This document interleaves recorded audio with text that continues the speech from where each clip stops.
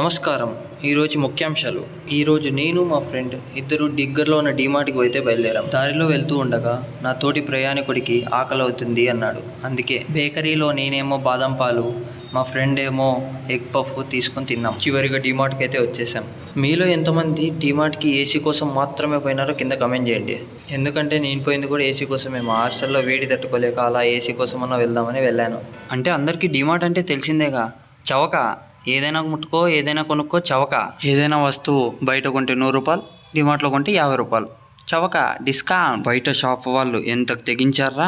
ఇక్కడ 20 రూపాయలకు అమ్ముతుంటే juice bottle ఆ బయట 30 రూపాయలకు అమ్ముతారా. మాకి షూ భలే ఉన్నాయి కానీ డబ్బులు లేవు, అందుకే అక్కడే పెట్టేశా. అక్కడ పనిచేసే వాళ్ళు అయితే మమ్మల్నే చూస్తున్నారు, ఎవడు ఈ నెల దొంగలు వచ్చినారా అని. కాదన్నా మేము కస్టమర్స్ అని చెప్తే వెళ్ళిపోయినాడు. ఇందులో ఒక టీషర్ట్ అయితే భలే ఉంది ఇది, కానీ దీని రేట్ చూసిన తర్వాత కలర్ నచ్చలేదని ఆడబెట్టేసి చివరికి మా కావాల్సిన సామాగ్రి కొనుక్కొని హాస్టల్కి